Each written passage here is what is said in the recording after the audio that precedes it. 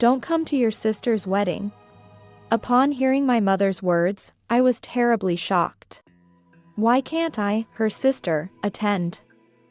No matter how much I asked for the reason, she wouldn't tell me. "Just don't come," she insisted stubbornly.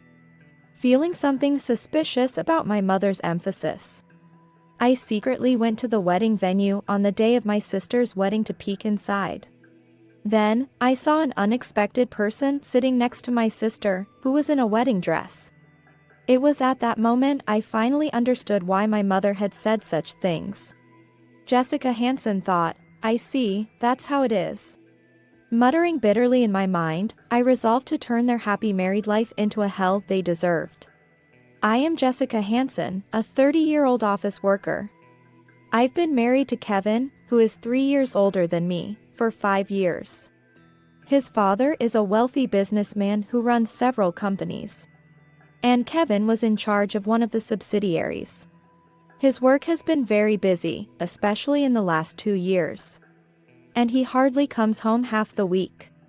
Despite this, the business hasn't been doing well, and our income has decreased. Especially since last year, it's almost like working for free. The only way to secure the salaries of the employees is to reduce my share as a manager," he said painfully, leaving me no choice but to agree. Fortunately, I was doing quite well in a large corporation, so I was able to support our livelihood. But still, I was worried about Kevin, who was overworked, and I felt lonely too. Still, it was a happier life compared to when I lived with my parents. My mother was a spendthrift and always short on money. And she only doted on my younger sister, Stacy, who is 7 years younger than me. Stacy, who was spoiled being the only one, always looked down on me. I was able to keep a good distance from those two after marrying Kevin. It made me feel much more at ease. Around our 5th wedding anniversary, I was surprised to hear about Stacy's sudden marriage. "My fiancé is handsome and very capable. He's perfect for me." She said this proudly, telling me the date and venue of the wedding. But it wasn't to invite me as family. It seemed more like she just wanted to brag about how big the venue was. And how many people she was inviting. "I don't plan to invite you, sister. It's embarrassing to have a plain and unfashionable woman as a sister." I was confused because I had attended my sister's wedding. And it seemed natural for a sister to celebrate her sibling's marriage. We weren't exactly close, but I couldn't accept it right away. But if the main person, Stacy, didn't invite me, I couldn't attend. I seriously wondered if all I could do was send a congratulatory telegram. That's when I received a call from my mother. "You must absolutely not come to the wedding. Understand?" I was terribly shocked by her words, emphasizing the point. Considering my mother's vanity, I thought she wouldn't like it if the real sister was absent in front of other guests. And would force me to attend. I thought she would at least say, "Make sure you attend and give a generous gift." So I was more surprised than when Stacy told me not to come, and I couldn't easily back down. "But won't everyone think it's strange if I'm not there?" "Humph, that's none of your concern. Why are you so adamant about not wanting me there?" It didn't seem like it was just because Stacy didn't want me there. Or was my mother willing to indulge Stacy's whims to this extent? She didn't even talk about the gift money she usually insists on and just kept repeating, "Just don't come." That's why I thought, there must be something going on. So, on the day of the wedding, I secretly went to the reception venue. In the midst of the reception, while everyone was distracted, I quietly peeked inside. Then, next to my sister, sat an unimaginable person. No way. This can't be happening. I was thrown into utter confusion. Because there, in the seat where the groom should have been, was Kevin. He was supposed to be on a long business trip starting today. But now that he was here, it meant that the trip was a lie. I gently closed the door I was peeking through. What's going on? I can't make heads or tails of this. The only thing I understood was that, somehow, my sister Stacy's husband was my own husband, Kevin. It made sense why I didn't know Stacy had a boyfriend until the wedding talk. If the person was Kevin. Reflecting back, her boasting about her partner being perfect for her probably meant she found herself more suited for Kevin than me. Stacy had been bragging about a luxurious honeymoon, so Kevin was supposed to go on a 2-week trip abroad with her. His claim of a long business trip was undoubtedly a cover for this. Realizing this, I understood why Kevin had been coming home less often recently. Not because of work, but due to his affair with Stacy. So, Mom told me not to come to the wedding to hide this, though my mother always favored Stacy. I was shocked to think that she would go to the extent of arranging a marriage like this. At the same time, I felt anger and disgust towards Stacy for stealing my husband, and towards Kevin for betraying his wife with her sister. I quietly returned home without causing a scene at the reception. But I had no intention of letting this go. It's too frustrating to let those two comfortably live the married life they've schemed for. Jessica Hansen thought, now, what should I do? While pondering various methods of revenge, a question crossed my mind. Surely some of the attendees knew that Kevin and I were married. How did they explain that? As I was deep in thought, my father-in-law called. Looking at the clock, the reception must have just ended. I assumed he was contacting me, wondering why the bride's sister was absent, but I didn't think you would come. It must be awkward at your ex-husband's wedding. Ex-husband? What do you mean? To my surprise, he explained that Kevin had been telling people that my wife left me last year.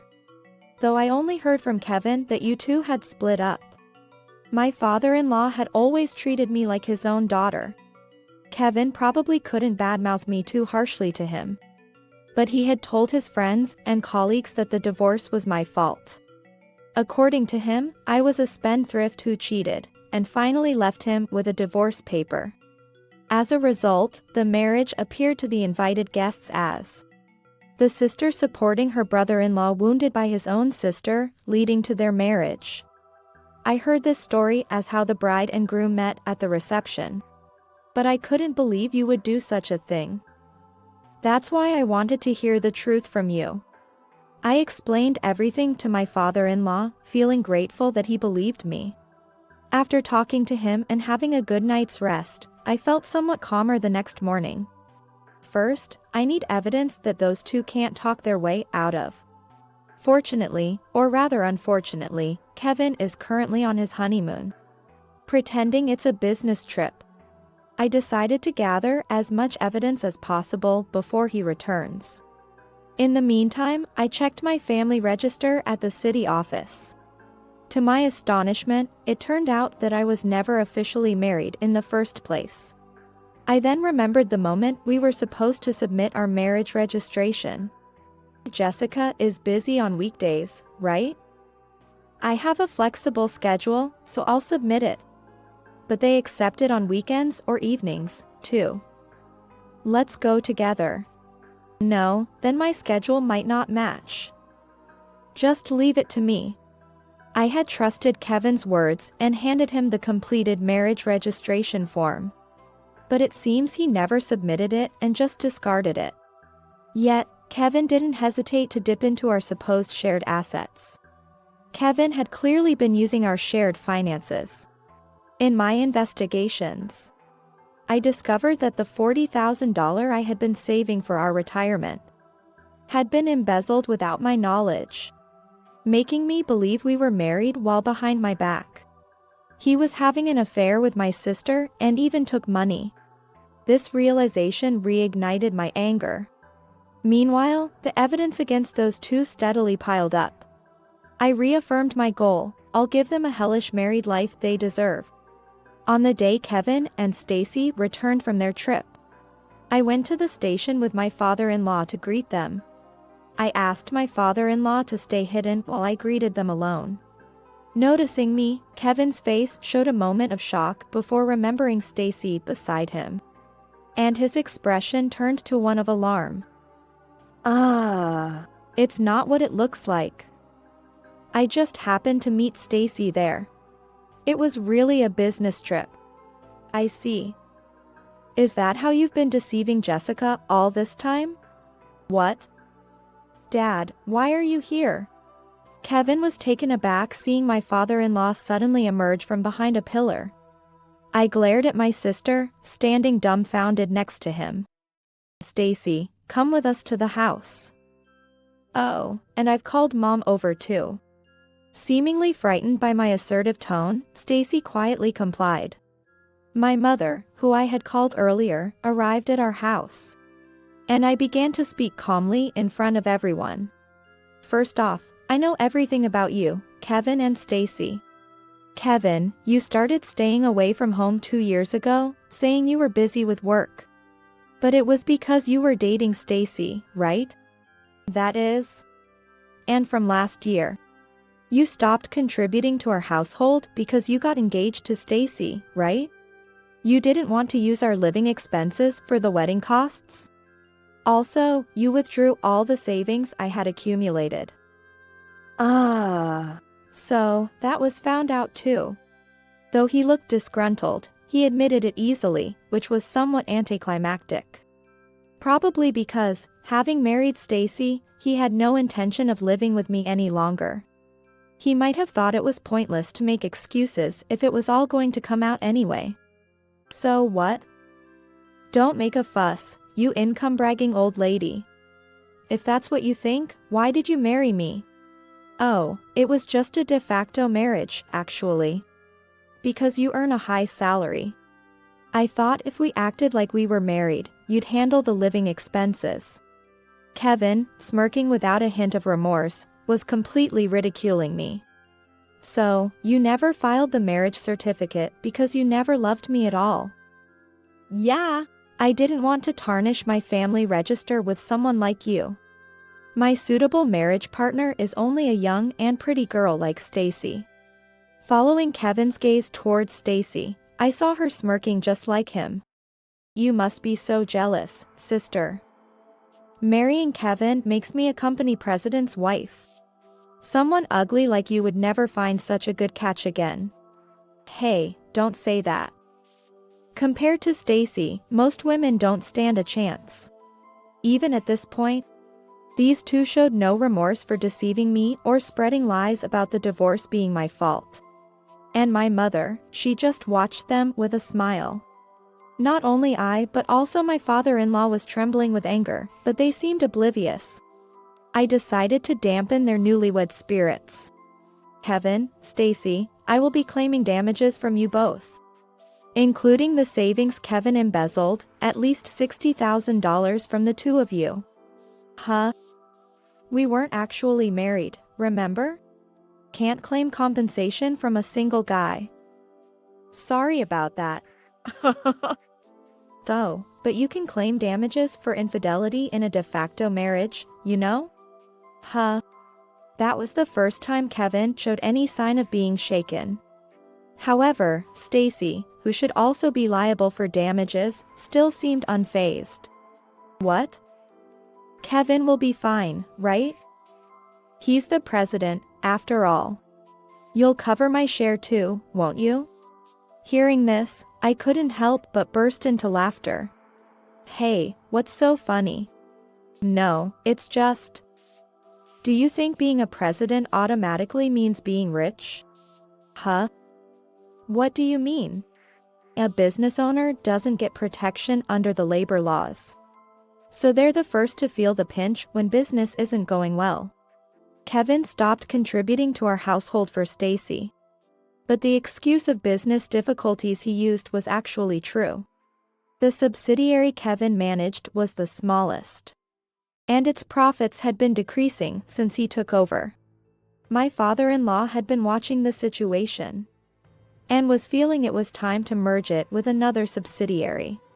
So, in reality, as a rising star in a big corporation, I was the one earning more. And I had always been the main breadwinner, not Kevin. Also, Kevin, you're in debt, aren't you? How did you know that? Stacy was bragging about the lavish wedding and luxurious honeymoon. But the savings you withdrew from my account wouldn't cover all that, right? You had to borrow money. So, Kevin was in a tough spot. Not just with paying for Stacy, but even struggling to cover his own damages. As Kevin reluctantly nodded, both Stacy and my mother turned pale. No way. Is Kevin actually poor? I thought I'd live a life of luxury as a company president's wife. Exactly. You promised to take care of my debts too when you married Stacy. Did you lie? Apparently, my mother had agreed to Stacy's marriage for the money. No, it's not a lie. I'll inherit my father's fortune eventually. Then I can pay off the debts and damages. I was speechless in disbelief. Kevin was counting on his father's inheritance. Even though my father-in-law was still in his 50s and healthy. Unlike me, my father-in-law didn't just stand there in dismay. You. After all you've done to Jessica. You still don't take responsibility and instead rely on someone else's wealth. I won't let someone like you inherit anything. The three of them were stunned by my father-in-law's fury. Especially Kevin, who had been counting on his father's assets, looked even more distressed. Wait, Jessica. You're kind, you'll help me, right? The damages are just a joke, right? We're a couple. You were the one who didn't file the marriage certificate. Besides, your wife is Stacy. It would be sad to get confused, wouldn't it? But, after 5 years together, you can't just abandon me. Mother and Stacy also clung to me, saying, but we're family. Even as they cried and pleaded, I couldn't bring myself to forgive them. And my resolve was evident to the three, who eventually slumped in defeat. After that, the two who were supposed to have a happy life became overworked trying to pay off Kevin's debts and the damages to me. Far from a sweet married life, they were constantly fighting. My mother, too, had to work multiple jobs, day and night, even as she approached 60, to pay off her own debts. As for me, living alone, I was enjoying a comfortable life, using my earnings solely for myself. I occasionally kept in touch with my father-in-law, living my life at my own pace.